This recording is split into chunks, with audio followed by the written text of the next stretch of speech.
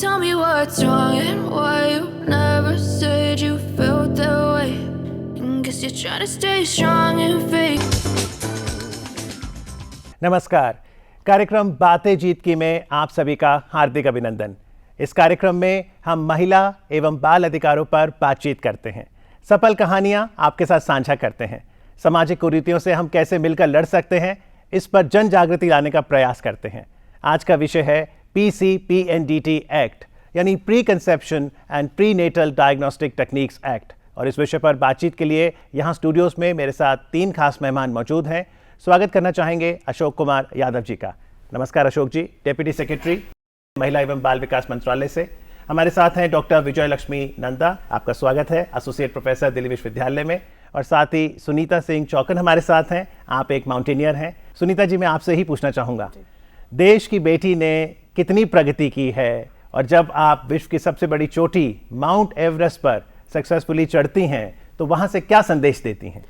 हिंदुस्तान की बेटियां वो सब कुछ कर सकती है जो वो सोच सकती हैं, चाहे वो इम्पॉसिबल ही क्यों ना हो, उसे पॉसिबल सिर्फ वो कर सकती हैं, सिर्फ थोड़े से एफर्ट उन्हें लगाने होते हैं। तो आपने चोटी से तिरंगा तो फहराया, साथ ही कुछ बैनर्स भी थे।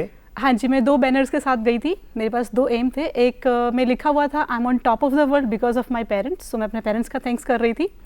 और दूसरे में लिखा हुआ था स्टॉप चाइल्ड मैरिज, क्योंकि मैं गुजर कम्युनिटी से बिलोंग करती हूँ और मेरी कम्युनिटी में आज भी चाइल्ड मैरिज एग्जिस्ट करती हैं। तो संघर्ष काफ़ी रहता है।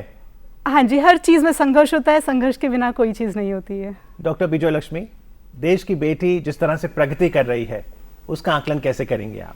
ये बेटियां तो बहुत प्रगति कर रहे हैं। मुझे लगता है कि समाज को उनके साथ देना ज़रूरी है, क्योंकि अभी आपने इनकी कहानी सुनी, वो ये बहुत बड़ी कहानी है।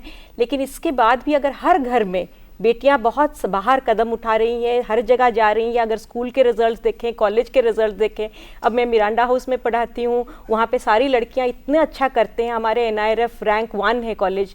तो आप देखिए, बेटियाँ हमारे लिए सिर्फ सक्सेस ही लाती हैं। बस परिवार को ये समझना है कि बेटी कोई बोझ नहीं है, हमारे लिए सब गर्व की बात है कि हमारे पास बेटियाँ हैं। तो आप तो खुद 3 बहनें थीं, आपकी खुद एक बेटी है। क्या आम घर परिवार अब बेटी को बोझ नहीं, इस बात के प्रति सजग हुआ है?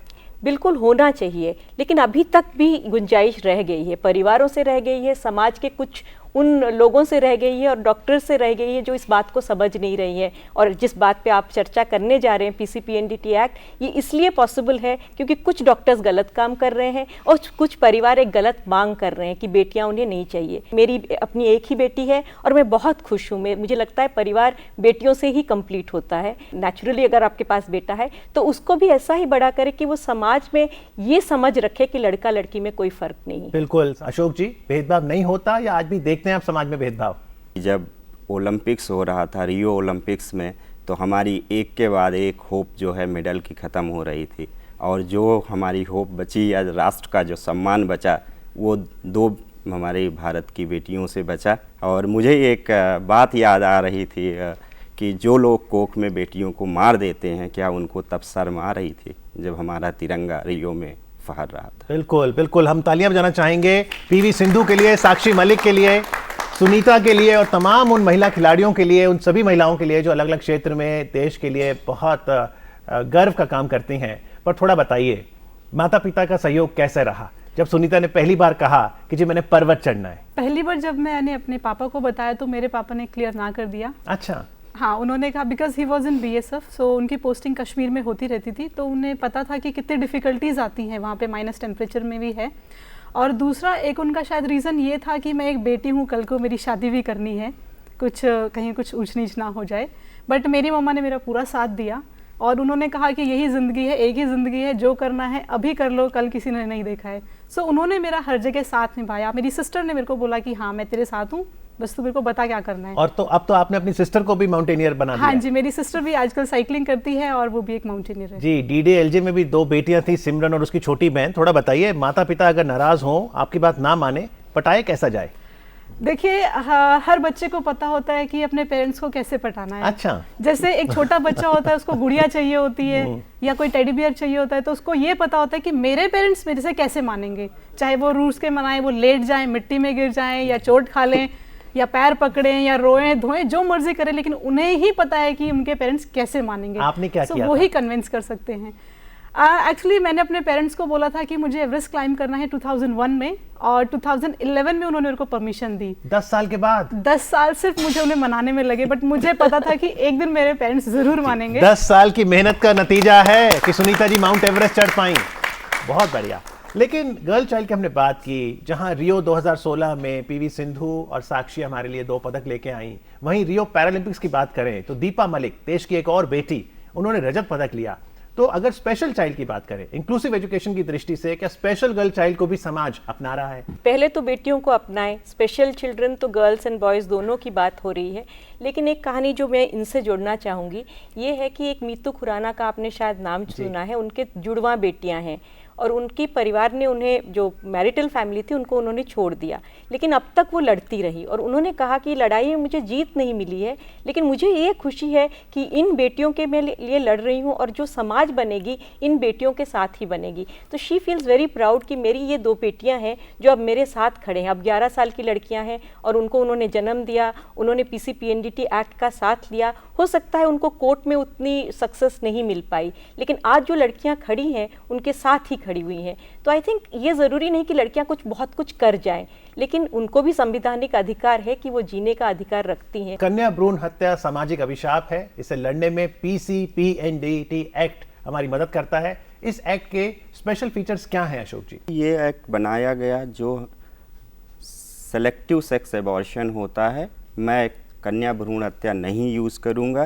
क्योंकि ये शब्द अपने आप में इनह्यूमन है और ये दूसरे जेंडर को डिस्क्रिमिनेट करने की तरफ इशारा करता है। आप ये कह रहे हैं तो एक तो समाज ये समझे कि कन्या भ्रूण हत्या इस शब्द का भी इस्तेमाल ना करे क्योंकि ये अपने आप में इनह्यूमन है और डिसएडवांटेजियस पोजीशन में एक दूसरे जेंडर को रखता है। तो हम जब फीमेल फीटिसाइड कहते हैं उसकी जगह हम क्या शब्द कहें फिर?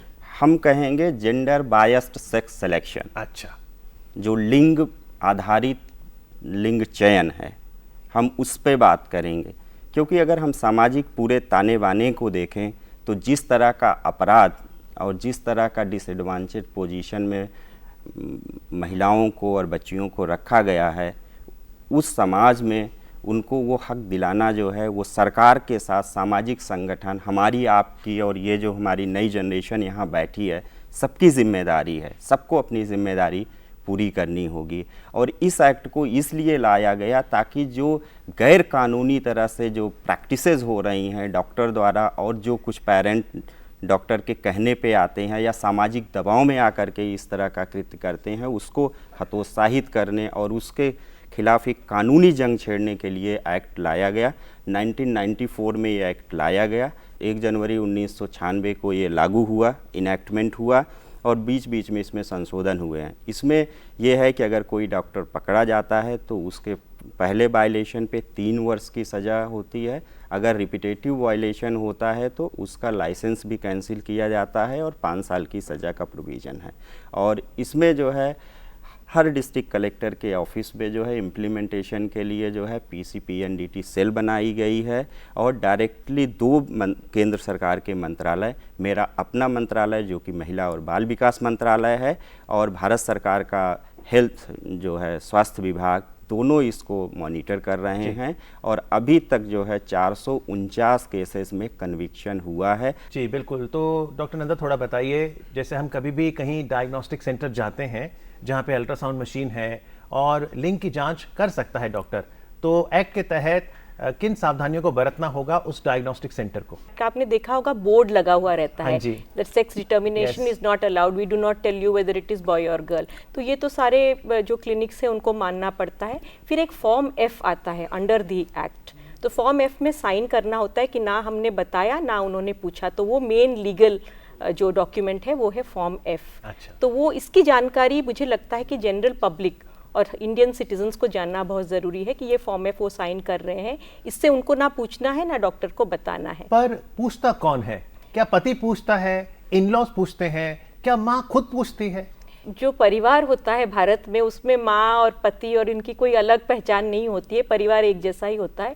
लेकिन मैं समझती हूँ कि महिलाओं का इसमें एक बहुत ज़्यादा हाथ नहीं रहता है, क्योंकि इतना कोएर्शन होता है, इतना प्रेशर होता है कि एक तो आप पहली बात है कि शादी पे का प्रेशर है, इन्होंने आपको बताया कि 10 साल लग गए, तो हर लड़की लड़ाई लड़ नहीं सकती, हर समय लड़ना भी पॉसिबल नहीं होता है, तो फिर है कि प्रेशर पड़ता है। इसीलिए एक्ट के अंदर भी ये लिखा हुआ है, एक सेक्शन है जहाँ पे लिखा हुआ है कि the woman will be presumed innocent unless proven otherwise. तो ये एक अंडरस्टैंडिंग रखी जाती है कि महिला का इसमें बहुत ज्यादा हाथ नहीं रहता है, यानी जो माता है उसको सुरक्षित रखा गया है, क्योंकि उस पर बहुत सामाजिक प्रेशर पड़ता है। हर घर चाहता है कि एक लड़का हो जाए, और ज़्यादातर उन घरों में ज़्यादा लड़कों की चाह होती है जहाँ पे ज़्यादा पैसा है, ज़्यादा संपत्ति है जो वो आगे बढ़ाना चाहते हैं। तो उस तरह के जिस प्रेशर में महिला पे फिर बहुत बोझ पड़ता है। So I think it is important to understand कि नेचुरली मैरिटल फैमिली ज़्यादा इंपॉर्टेंट हो जाता है, सास ससुर और हस्बैंड। जी बिल्कुल, लेकिन जैसा डॉक्टर नंदन ने कहा कि समाज कहता है कि बेटे की चाह होती है। श्रेया, क्या आपको दिखता है भेदभाव? क्या बेटी से ज़्यादा प्रेफरेंस समाज बेटे को देता है? सोसाइटी में लोग उस चीज़ को, लड़के का इम्पोर्टेंस जो होता है कि वो दिखाते हैं, but talking about my self, मेरा खुद का बड़ा भाई है एंड मेरे पेरेंट्स ने आज तक हम दोनों के बीच में कोई डिफरेंस। बहुत बढ़िया, इनके पेरेंट्स के लिए जोरदार तालियां। जी, पीसी एंड पीएनडीटी एक्ट में क्या क्या पॉइंट्स इंक्लूड करे हैं और उनको मतलब पीसी एंड पीएनडीटी एक्ट को और फ्यूचर में लोगों तक पहुंचाने के लिए क्या स्टेप्स गवर्नमेंट उठा रही है? जी डॉक्टर नंदा। एक्ट जो है वो 1970s से शुरू हुआ है। अच्छा। एंड 1970s में एक्चुअली क्या हुआ, कॉन्जेनिटल एबनॉर्मेलिटीज़, मतलब भ्रूण, जब when the woman is pregnant, जब फीटस में कभी कोई एबनॉर्मेलिटी हो उसको पता करने के लिए ये टेक्नोलॉजी आई, जैसे कि एमिनियोसेंटेसिस, क्रियोनिक विलियस बायोप्सी, यही दोनों पहले आया, अल्ट्रासाउंड तो तब आया नहीं था। तो पता चला कि सबसे ज़्यादा कॉन्जेनिटल एबनॉर्मेलिटी इंडिया में माना जाता है कि लड़की है। अच्छा। तो इस पे फिर लड़कियों को ख़त्म करने की जो कहानी है वो तब से शुरू हुई। तो नारीवादी जो आंदोलन था वो इसके साथ जुड़ गया। फिर उससे जुड़ते जुड़ते पहली बार 1980s में महाराष्ट्र में पहले कानून आया। फिर उसके बाद महाराष्ट्र के बाद पूरी जो है देश की कानून बली 94 में। सर ने ये कहानी आपको बता दी, जो पीसी पीएनडीटी पहले पीएनडीटी था। तो जैसे 90 के दशक में पीएनडीटी कानून पहले आया अशोक जी, फिर तकरीबन दशक बाद जब पीसी भी उसमें जुड़ गया, प्री कंसेप्शन, उसके क्या मायने थे? प्री कंसेप्शन के मायने ये थे कि जो प्री कंसीव होने के पहले जो डिस्क्रिमिनेशन होता है वो डिस्क्रिमिनेशन ना हो। और दूसरा ये था कि इसमें बहुत सारे जो हमारे सोशल एक्टिविस्ट थे वो जो है कोर्ट में गए। ऑनरेबल सुप्रीम कोर्ट ने भारत सरकार को बहुत सारे डायरेक्टिव दिए और उन सारे डायरेक्टिव को लैंडमार्क जजमेंट हुए हैं, जिसमें सुपरवाइजरी बॉडी और इसके बाद एडवाइजरीज की बात की गई। उसको, इन सारे सजेशंस को और जो गैप्स रह गए थे उनको फुलफिल करने के लिए 2006 में ये चेंजेस लाए गए।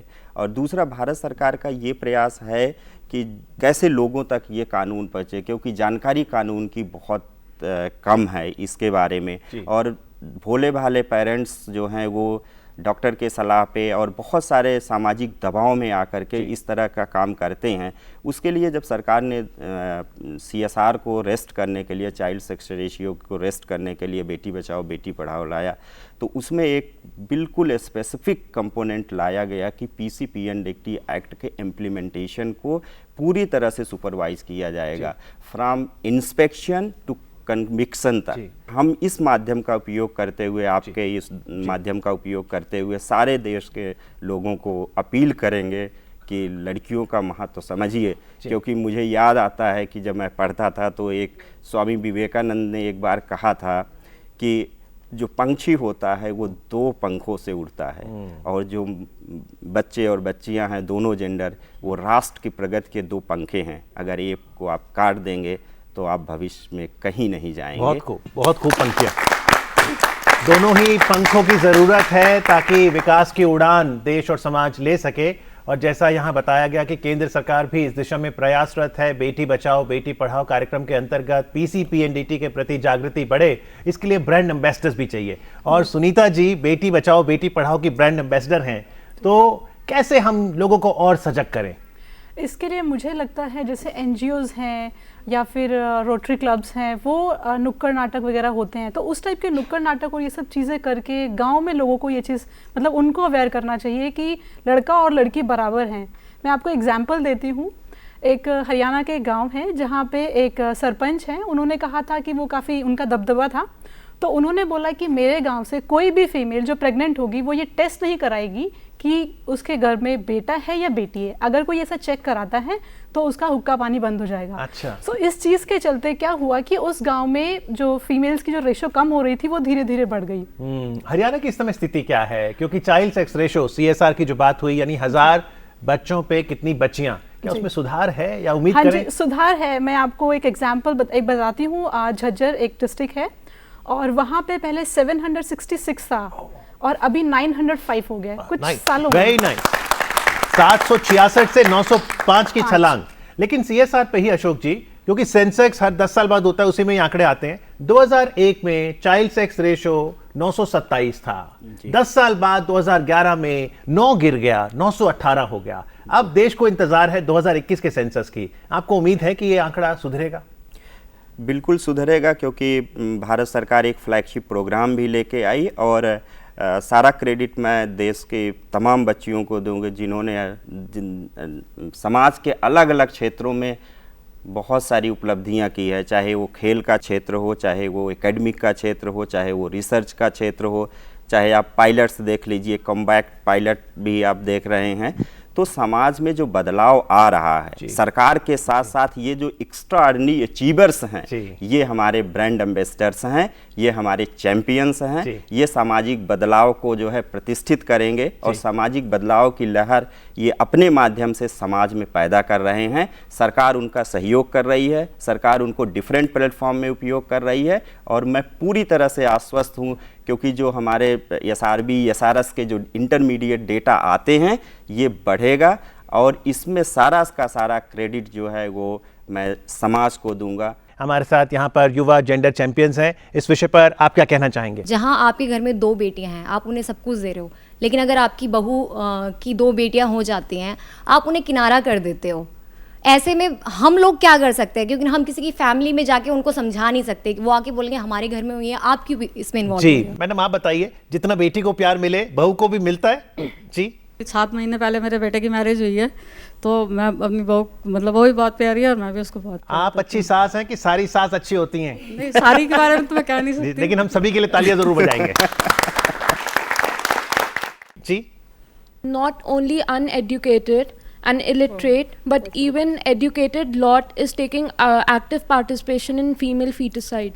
So like the family consists of engineers, professors, and still like they support this thing. So what can be done about this? क्या जब हम जेंडर बेस्ड सेक्स डिटर्मिनेशन की बात करते हैं, ग्रामीण क्षेत्र में ये हो रहा है, शहरी क्षेत्र में, क्या पढ़े लिखों में हो रहा है या जो उतने पढ़े लिखे नहीं हैं उनमें?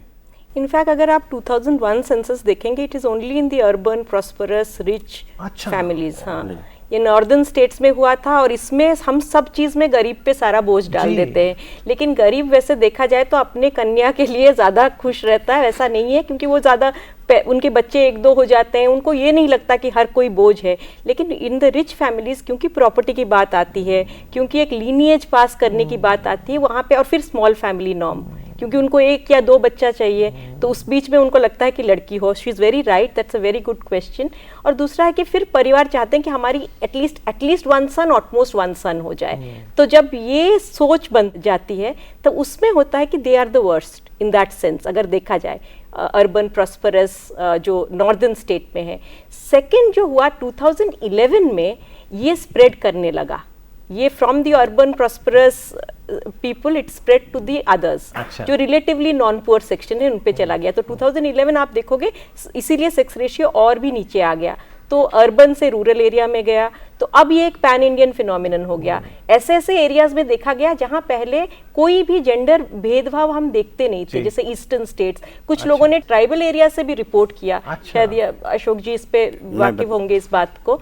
तो फिर ये बहुत ही हमारे लिए आश्चर्यजनक बात हो गई, क्योंकि इसमें क्या हुआ है कि जो टेक्नोलॉजी है, हम मेनली तो अब सब एटीट्यूड के बारे में, जिस तरह की जो टेक्नोलॉजी आई है वो घर घर तक पहुंचने लगी।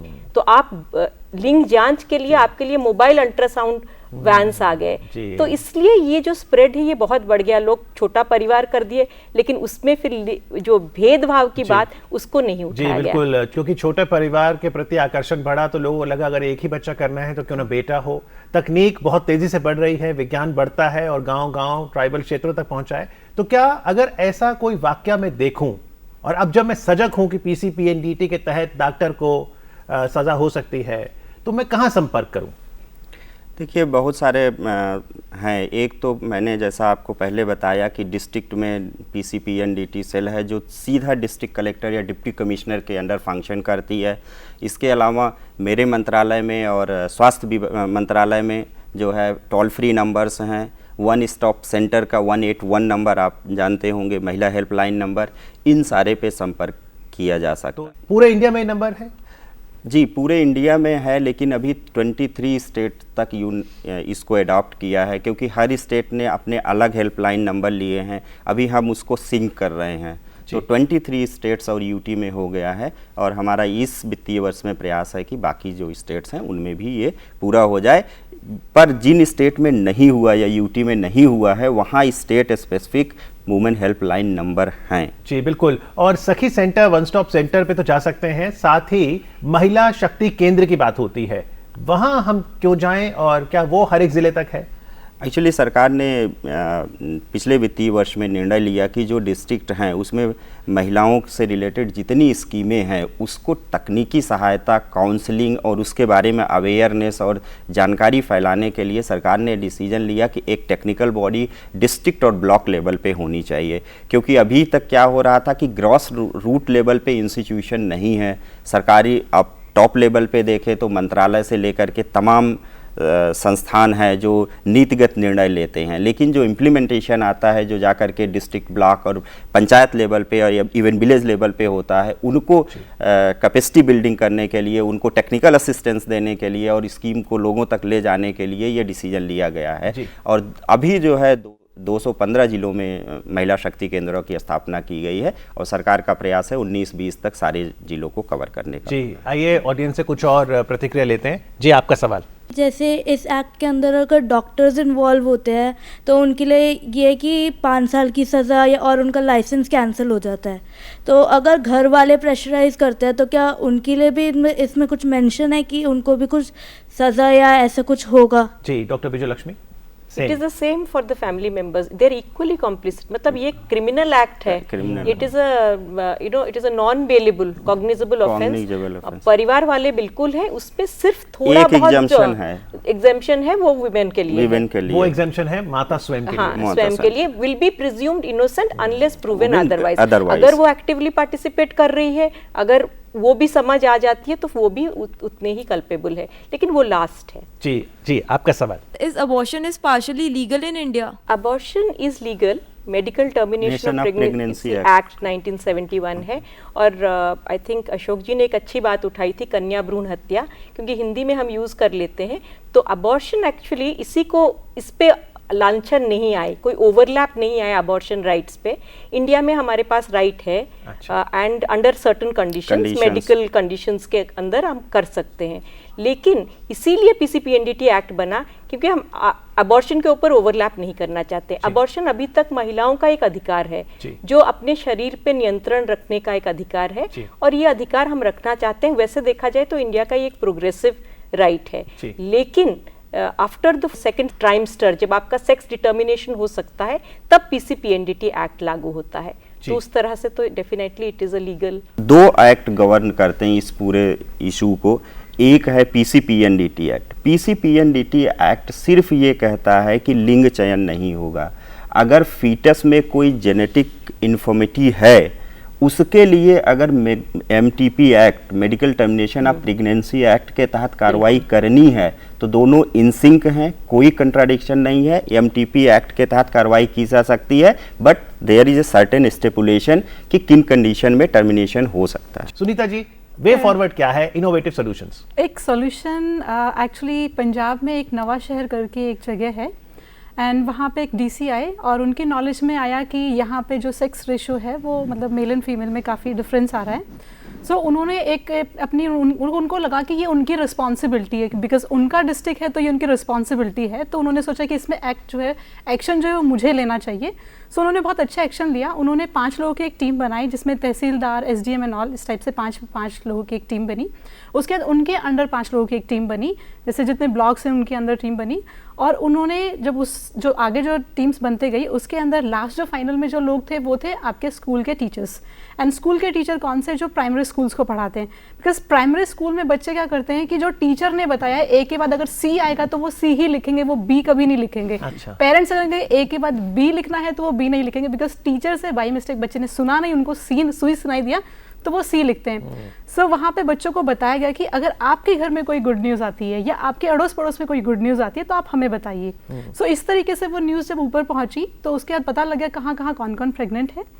सो DC की तरफ से एक रोज़ और एक ग्रीटिंग कार्ड, अच्छा। वो उन सब प्रेग्नेंट वुमेन्स के पास पहुँचाए गए और बाकायदा गवर्नमेंट की गाड़ी गई और उनको दिया गया वो कार्ड और फ्लावर कि कॉन्ग्रेचुलेशन और आप इनका ध्यान रखिए, हेल्थ का ध्यान रखिए, टाइम पे टीके लगवा लीजिए और ये सब। तो जब उनको पता चला, फैमिली वाले उन पर प्रेशर नहीं डाल पाए, बिकॉज उनको पता था कि ये बात ऑलरेडी DC को पता है और DC पूरे डिस्ट्रिक्ट का हायर अथॉरिटी है, मतलब अगर उनको पता है तो आप उनके अगेंस्ट कुछ कर नहीं सकते। सो ये भी एक बहुत अच्छा तरीका मुझे लगा। बिल्कुल, बहुत अच्छा है। ये बातें जीत की में ये भी सफल कहानी है।